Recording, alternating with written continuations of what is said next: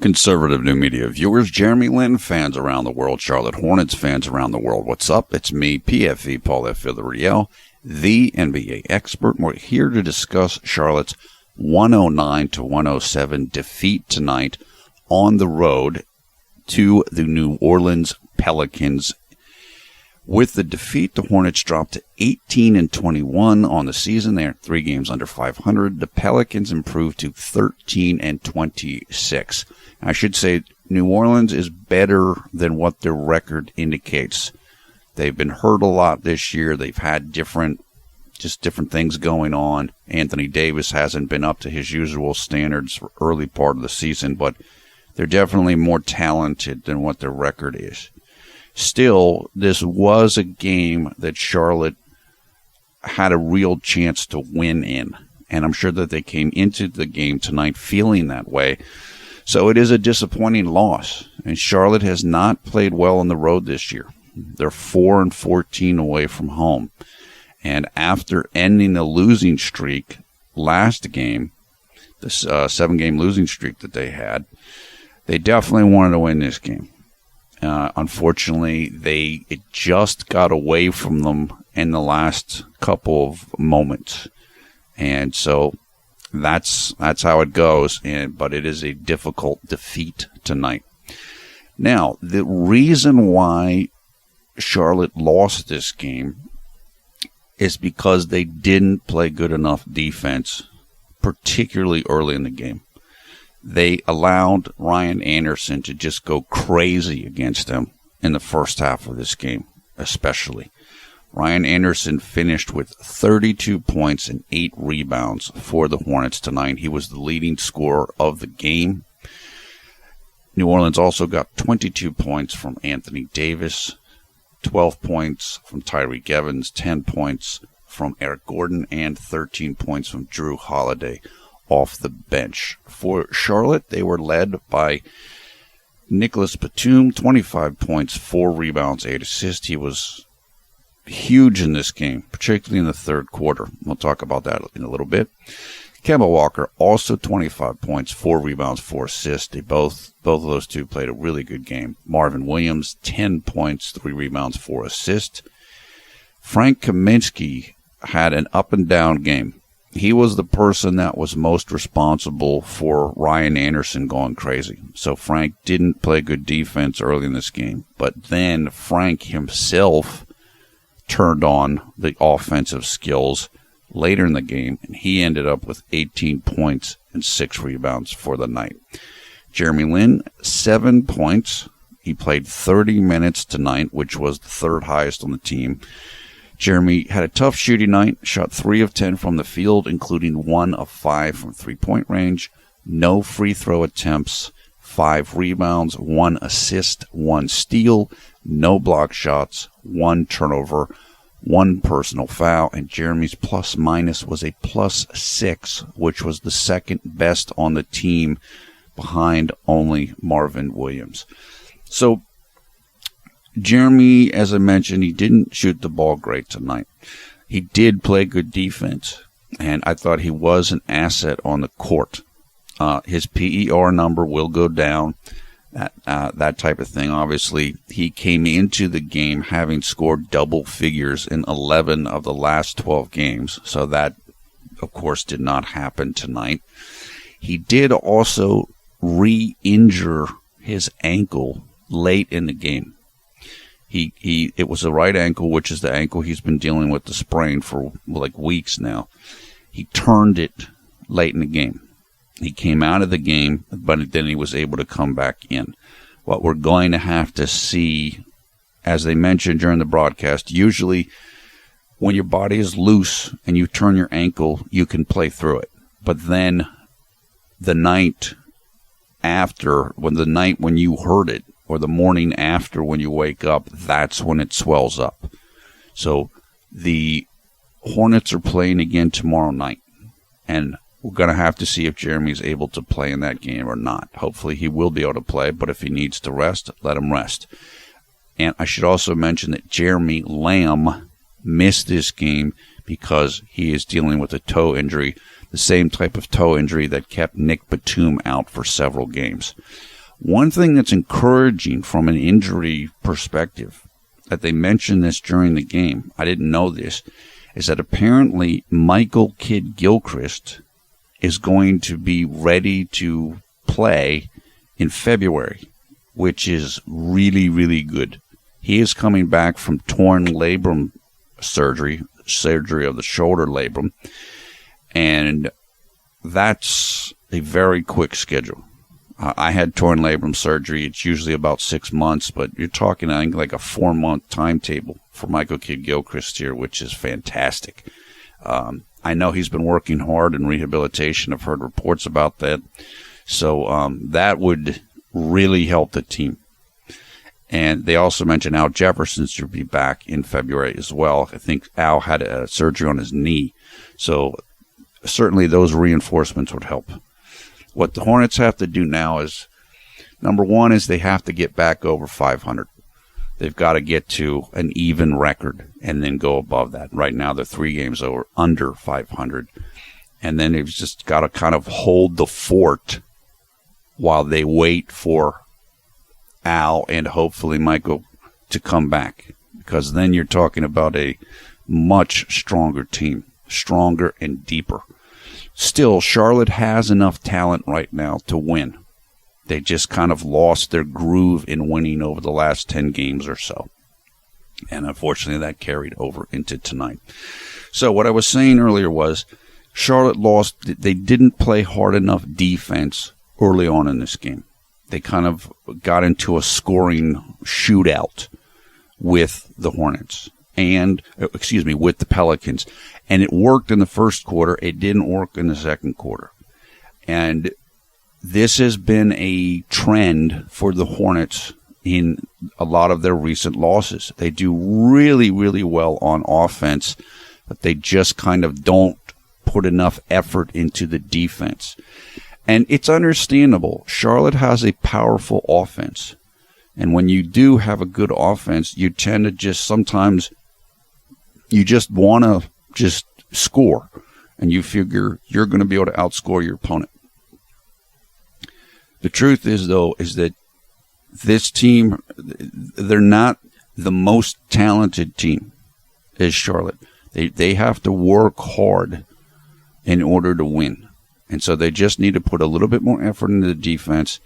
And I think had they done that earlier in tonight's game, then they would have had a better chance to win tonight. But look, it happens. It's a long season. You have highs and lows. This type of thing does happen. Unfortunately, they weren't able to win tonight. Hopefully, they'll win tomorrow and be able to kind of get back on track. In terms of Jeremy, as I said, he didn't shoot the ball well. He played smart. He only had 1 turnover in 30 minutes. He played excellent defense. And he's playing the role a lot of times as kind of the third playmaker on the court. So Kemba and Nick Batum and Jeremy. A lot of times you see Jeremy out, standing in the corner, but he's kind of like, he's important. His role is important, even if he's not scoring a ton and if he's not shooting a ton, because the defense has to honor him. They have to honor him as a shooter, and they have to honor him as a playmaker. So his being on the floor makes the offense easier for everybody else on Charlotte's team. In addition to just Jeremy's being able to score and being able to make plays himself. He's helping the team, even if he's not doing a ton, or Nick and Kemba are getting the ball in their hands more. It's still definitely a useful thing. I should mention also that Jeremy had a recent question and answer with fans, and I was given this transcript by Tracy on Twitter. I know a couple other people had pointed me to it as well. This might have been in the last, maybe the last week or something.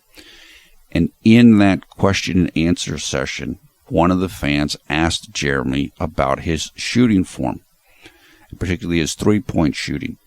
What Jeremy said is that he changed his shooting form this last offseason in the summer, and that he's still working on it, basically. And I said on Twitter tonight, when you do change your shooting form, it takes a while for it to settle in. I know Doc Hirsch mentioned on Twitter as well to that. It's like he said, yeah, it's like changing your golf swing, and it is like that. It's the reason why it's so difficult is you have muscle memory where you want to do it the old way, and so a lot of times you'll take a shot and you just end up shooting in the old style, and that particularly happens when you're tired. So when you change your shooting form, it can take a year. It can take more than a year to really get it down. Now, what I don't remember the details of how Jeremy changed his form, but what I think he's doing is I think he's trying to have more of what's known as a one-motion shot rather than a two-motion shot. A two-motion shot is a classic jump shot, which is you jump up in the air, and then at the height of your jump, you then extend your arm. That's the way a lot of people always learned how to shoot. That's the typical way. A one-motion shot is when you shoot while you're jumping. You basically use the upward. It gives you a little bit more power, and it gives you don't have to jump as hard. And that's kind of what I think Jeremy's trying to do. And the person who is most associated with this type of shooting, the one motion, is Steph Curry. It's everything happens in one continuous motion rather than jump, get to the top of your jump, then shoot the ball. And I think Jeremy's trying to incorporate that. And the reason why you do that is it's easier. You have more power on your shot. And for players who are shorter, the power on the shot is very important, particularly when you're shooting from a long distance away. Guys who are taller and have more leverage, the three-point shot is easier for them just because they're bigger. But when you're a shorter player, as Jeremy is, and I'm talking, under 6'5" and under, you need to conserve your power and your legs as much as you can. And so that is why I think Jeremy is doing this.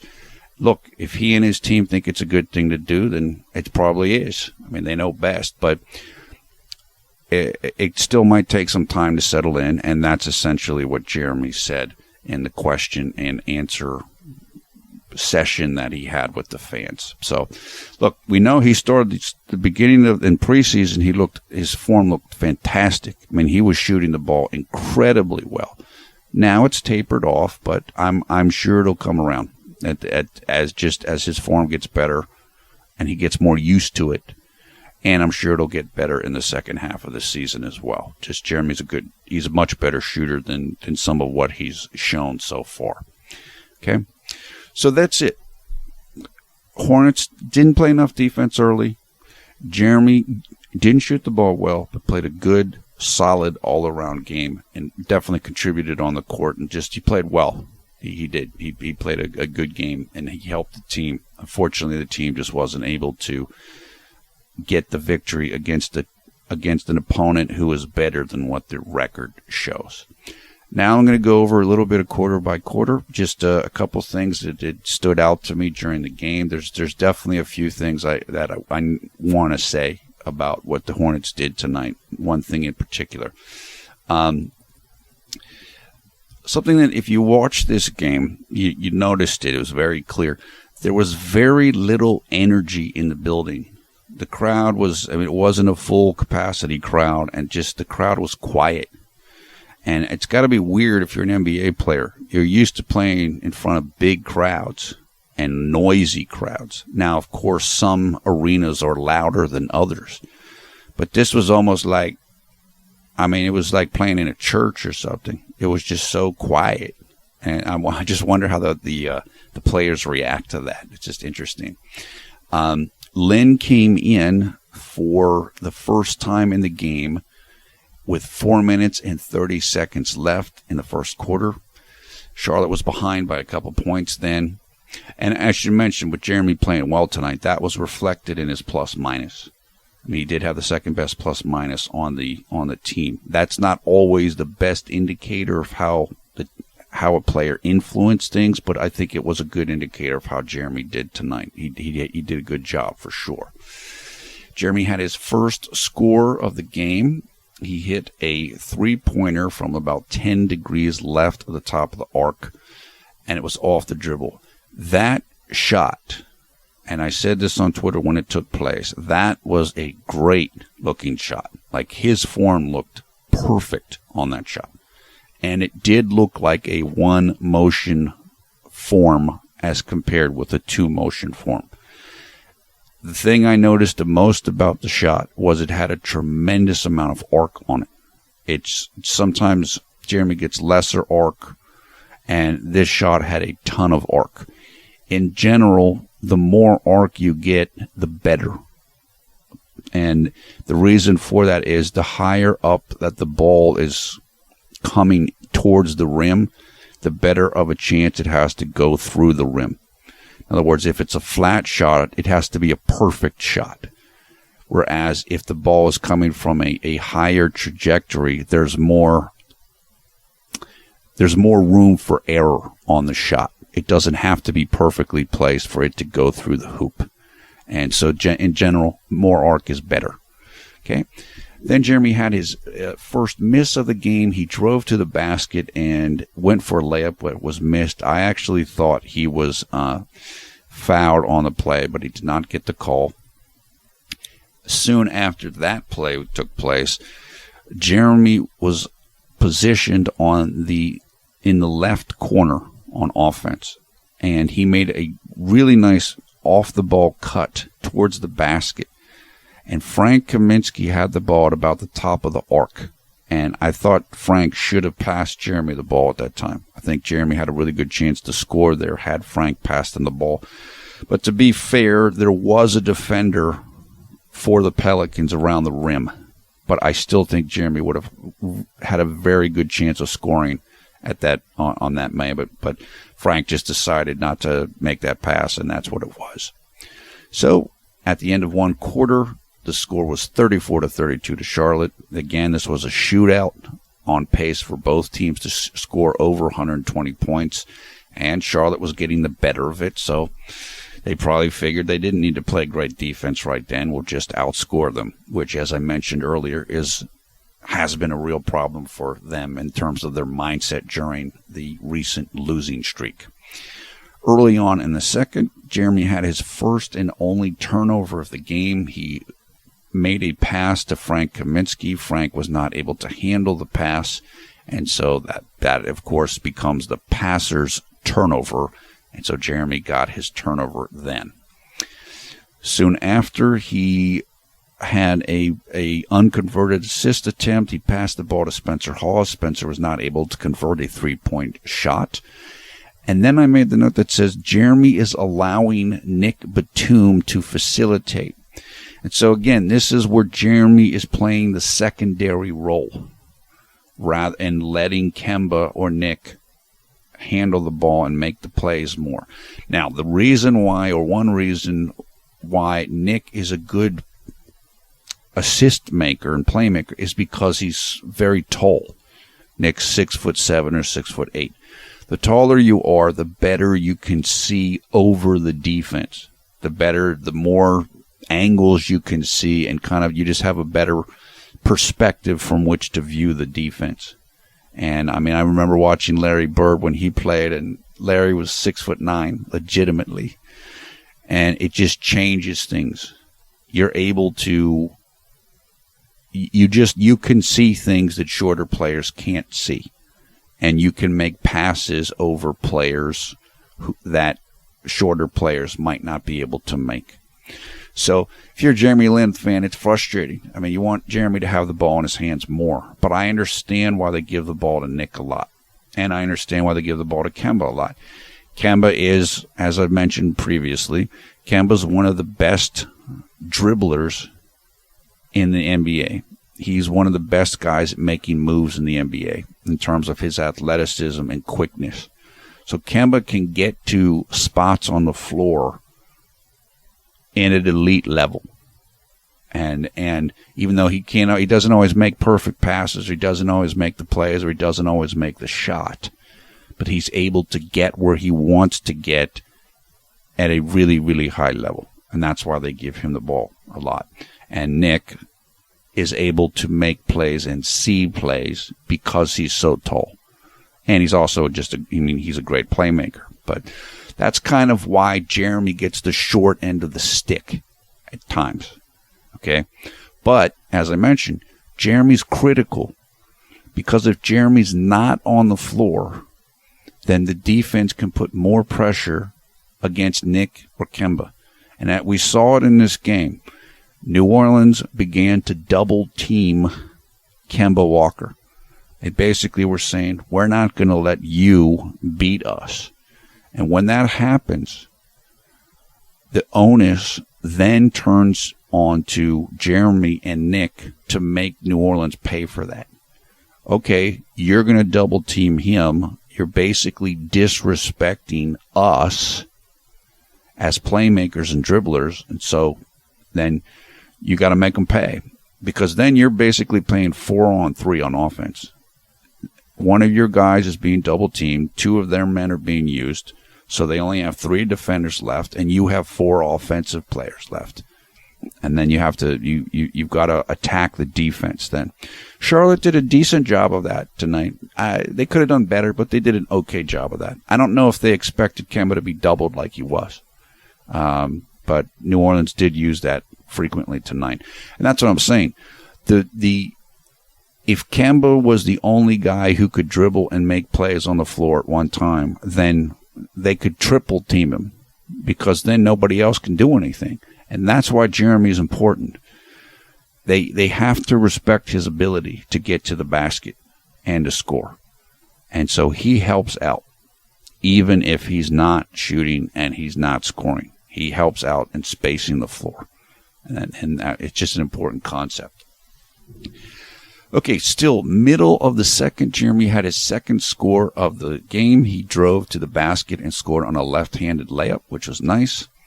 He then missed he drove to the basket from the left baseline. So he started in the corner, drove along the left baseline, and he came up on the left-hand side of the basket and went up with a right-handed shot, and he just missed it. In that situation, you want to shoot with your left hand if you can, because it's a more natural shot. But you see players do this all the time. Like, you'll see guys dribble towards the left-hand side of the basket, and they'll shoot with their right hand, just because that's their natural shooting hand. But it's better if you can shoot in that circumstance with your left hand, because it's more natural. You have a better chance of scoring that way. But look, again, Jeremy's not the only guy that does this, and it happens all the time. Okay, then Jeremy had his third miss of the game. He took a 3-pointer off the dribble right behind a screen that was set for him by Spencer Hawes, about 35 degrees right of the top of the arc. A good shot. Jeremy didn't hesitate on the shot. It was just a little bit to the right of the basket and a little bit short. So this is what we're talking about with form and power and so forth. If a shot is short, that means you didn't have enough power on the shot. And so, again, this might be why Jeremy is altering his form to try to conserve a little bit of power, or to maximize the power in his shots. Okay.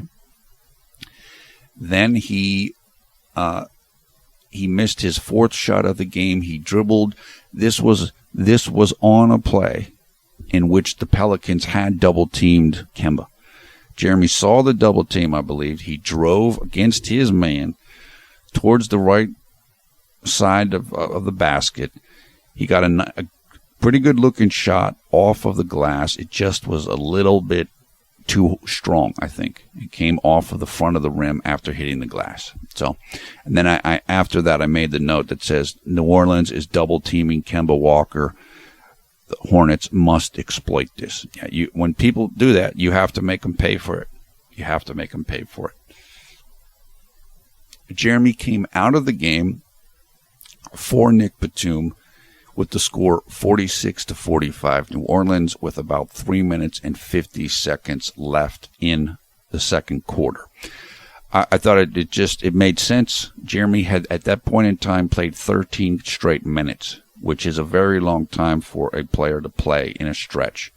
And so it was just, I think Clifford wanted to rest him, and I think also that Clifford wanted to go with his starters at that point in time. And so that's at that, when Jeremy came out, was all the starters back onto the court for the Hornets. Halftime, New Orleans had solid control of the game, 57-49. Giving up 57 points in a half is not a good strategy. So as I mentioned, Charlotte's defense wasn't good enough early on in this game.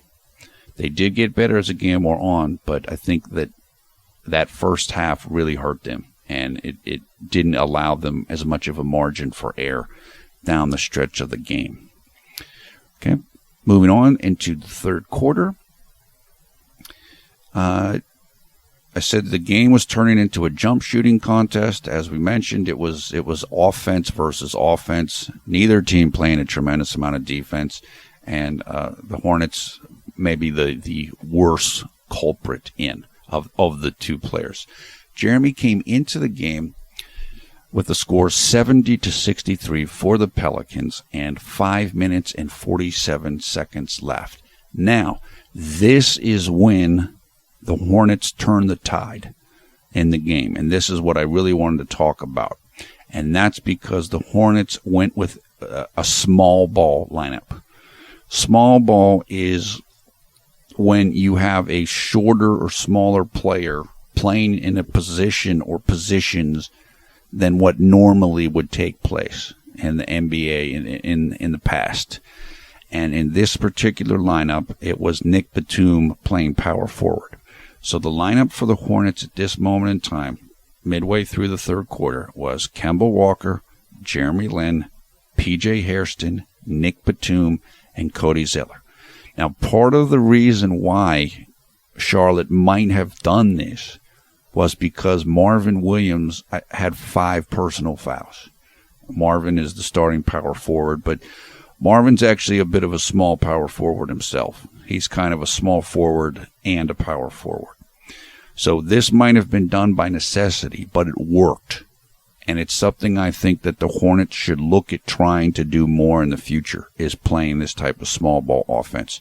You basically have 4 players on the court who are shooters and perimeter players, and only 1 center. And the center who's on the court right now, and Cody Zeller, is athletic. So everybody can run. There's a quick lineup, and it helped really turn the tide in this game. After Jeremy came back into the game, he got a steal, his first and only steal of the game. It was a nice play. I think he intercepted a pass. Then we move into late into the third.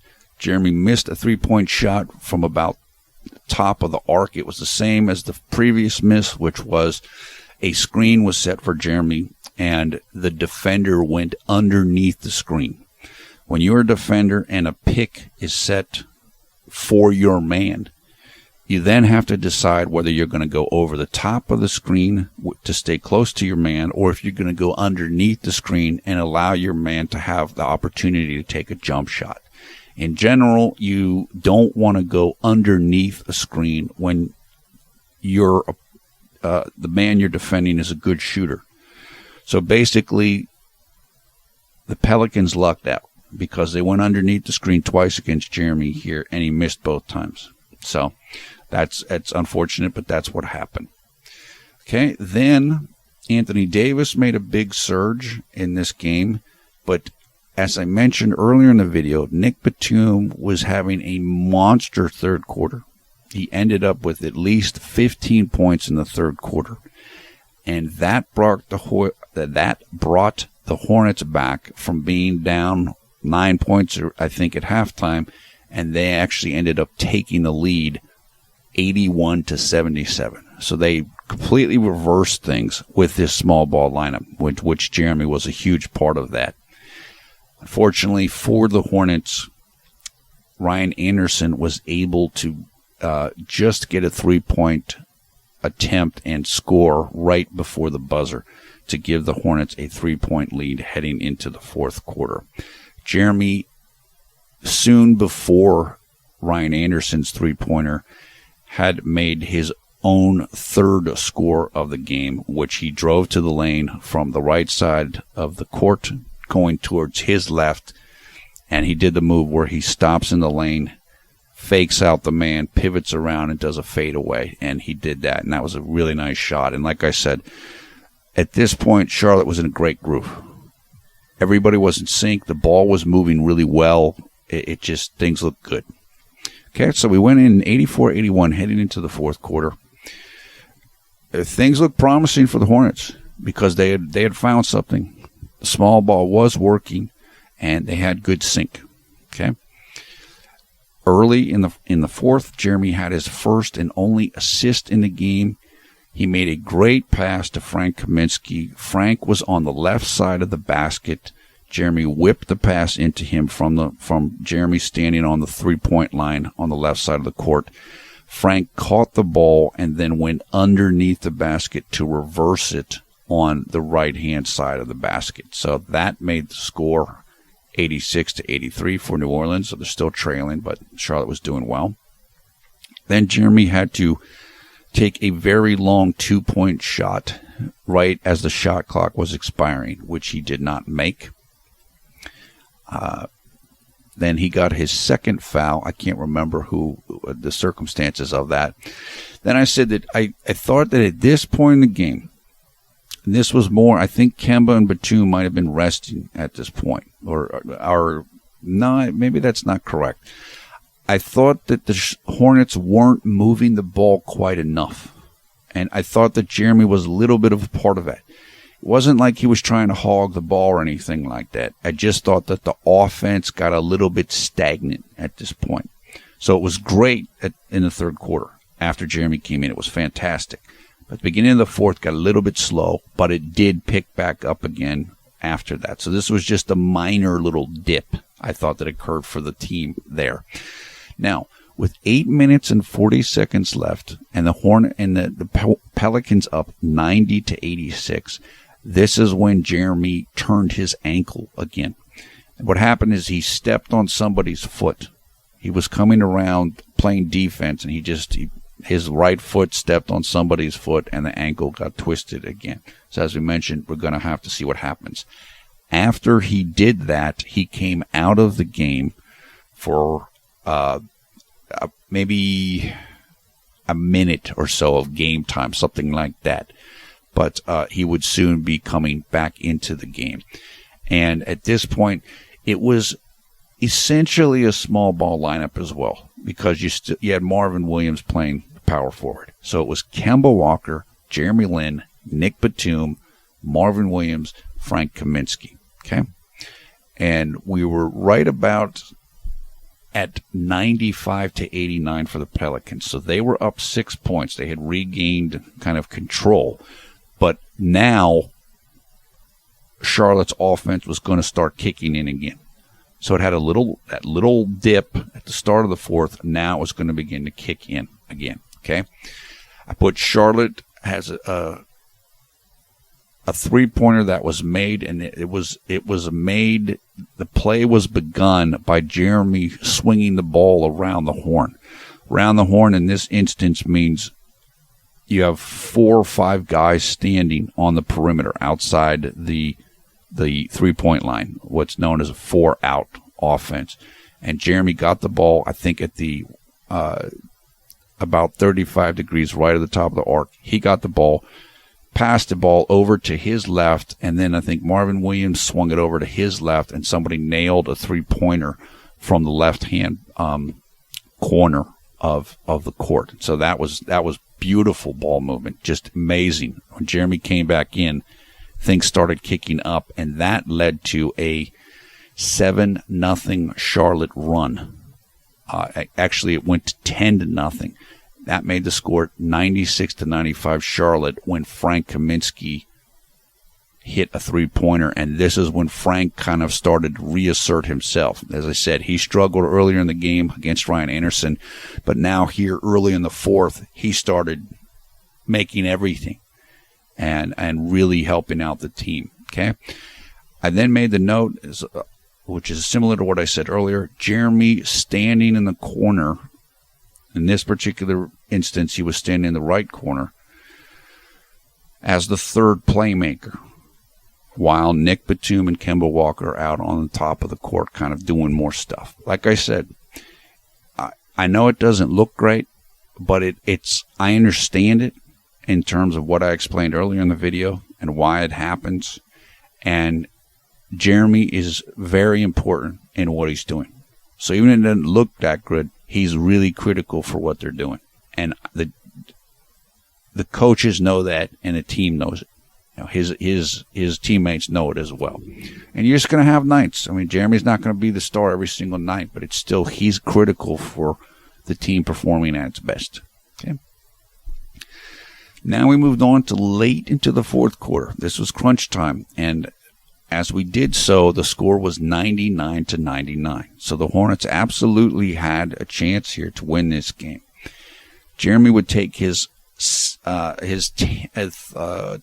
and final shot attempt of the game late in the fourth here.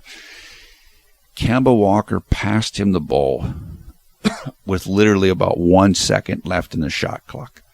And Jeremy was about 3 to 4 feet behind the three-point line, almost straight onto the basket. And the ball was just slightly short. He almost hit the shot. So it was just hit the front of the rim, then hit the backboard, then hit the rim and bounced off. That would have been a monster three-pointer, but you can't fault Jeremy. This was the second time in the game when he had to take the shot with about a second left in the shot clock, and he didn't hit it. And I mean, it's completely understandable that is what happened. Okay. Then Frank Kaminsky got the ball. He was fouled. He had 2 free throw attempts. He made one and missed the other. That made the score 101-100 for the Pelicans. Then Jeremy had a terrific defensive play. Eric Gordon tried to post him up. Eric Gordon was coming from the right-hand side of the court, going to the left. And he had Jeremy against him, and he wanted to isolate Jeremy and post him up. But Jeremy wouldn't let him do it. He wouldn't let him drive against him. And then Eric Gordon tried to make a pass to one of his teammates, but it was a bad pass. And essentially, JLin forced that turnover because of his defense. It threw Eric Gordon off and made him do something that he did not want to do. So it was terrific defense. Then Nick Batum hit a fadeaway jump shot over Anthony Davis. That made the score 102-101 for Charlotte. Fortunately, New Orleans came down. They missed a shot, but Anthony Davis got an offensive rebound, and he scored the basket. That put New Orleans back on top, 103-102. Then Drew Holiday was able to score for the Pelicans again, 105-102 for the Pelicans. Then 57 seconds left in the game. Kemba Walker scored. That was followed by Anthony Davis being fouled underneath the basket, which I didn't know if it was really a foul. He hit both free throws, 107-104 for the Pelicans with about 45 seconds left. Then, terrific play by the Hornets. Nick Batum found Kemba Walker on the right side for a made three-point shot. That made the score all tied up, 107-107 with 19 seconds left. Timeout Pelicans. They came back out on the court. They ran a excellently executed pick-and-roll play with, I think, Drew Holiday and Anthony Davis, which resulted in an Anthony Davis dunk, big-time dunk. 109-107, Pelicans in the lead, 2 seconds left for Charlotte. Charlotte takes a timeout. That was followed by 2 more timeouts, one by each team. And then JLin was passed the ball by Frank Kaminsky, and he caught the ball and went up for a shot and was fouled. Unfortunately, they said that he was not fouled in the act of shooting. I thought that was, and watching it in real time, it looked like a questionable call because Jeremy tried to shoot immediately. But the referees ruled that when he was first fouled, he was not shooting. And so that meant that the Hornets had to still take the ball out of bounds, no free throws, because the Pelicans were not in the penalty. And so we got our final shot of the game. Nick Batum with a desperation three-pointer in the left corner of the court. Just missed it to the right. And that was the final shot of the game with the Pelicans winning 109-107. So, what do we learn? As I said, Charlotte must play better defense early in the game, early in these games. That is killing them, and it hurt them tonight. However, I'm extremely happy with how the small ball unit performed in this contest. I think it's something that definitely Coach Cliff wants to look at using more. I'm actually surprised he hasn't used it more this season, but it's probably because he doesn't want to have to wear down Nick Batum playing at power forward and having Nick Batum having to guard power forwards. And Marvin Williams is essentially, when you play Marvin Williams at power forward, as I said before, that's pretty much small ball anyway, even though Marvin's a little bit bigger. So, but it was effective tonight. And so that's something that we might see more in the future, and I'd like to see it. I'd like to see it. So it is also something I think that we could see when Michael Kidd-Gilchrist returns. Michael's big guy, pretty big. And even though he's a small forward, he's capable of playing power forward. So all in all, it's a tough loss. I think Jeremy played well, even though he didn't shoot well. It's a shame. I mean, it's a shame that the Hornets are under 500 on the season, and it's a shame that they lost this game. But it's just, you got to have a short memory in the NBA, and you got to move on to the next game. And as I mentioned earlier, that game will be tomorrow, Saturday, January 16th, 2016, here in the United States, and it will be in Charlotte, North Carolina, against the Milwaukee Bucks at 7 p.m. Eastern Time here on the East Coast of the United States. That means the game will take place on Sunday, January 17th, 2016 at 8 a.m. early in the morning in Taipei, Taiwan, and also throughout China as well. So that's about all I have to say about this game. It was a interesting game to watch. It was fun to watch just from a competitive standpoint. The Hornets really came back strong at the end. They could have won it. Unfortunately, they did not win it. And look, we need to get a win tomorrow. Milwaukee they're a talented team. They don't have a great record. And Charlotte's playing at home, and that's where they've won most of their games this year, and they need to win tomorrow. Let's not get another losing streak started. Let's just get right back on the winning side of things and progress from there. Okay? Thumbs up, thumbs down, your comments below. I want to thank Gary Chen of the Jeremy Only Lynn Garden fan group for the artwork you're looking at on your screen right now. Gary is an artist and blogger in Taiwan, and obviously he's quite good, as you can see for yourself. And the Jeremy Only Lynn Garden is a fantastic group of fans of Jeremy's that is headquartered in Taiwan but has members all over the world.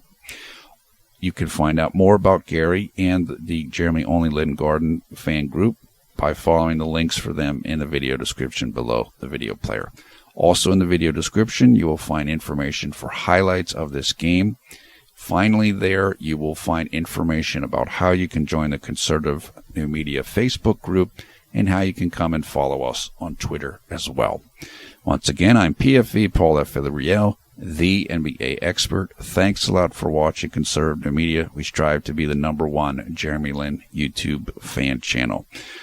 Look, like I said, it was a fun NBA game to watch. It just, unfortunately, if you're a Jeremy Lin fan or a Charlotte Hornets fan, it didn't turn out the way you wanted it to at the end of the game. this team they are capable. They are going to be getting help from the injured players at some point soon in the season. They just need to win some games. They just need to win a few more games and hang around right at the fringe, at the edge there of the playoff chase, so that they're not too far out of it. And honestly, they're not that far out of it. They're maybe 2 or 3 games at most out of it right now. But as I said, let's just get back to winning. Let's beat the Bucks tomorrow and move on from there. So, okay. Hope you're having a great night or great day wherever you are around the world when you're watching this video. Take care, and we will talk to you tomorrow, hopefully after a Hornets victory.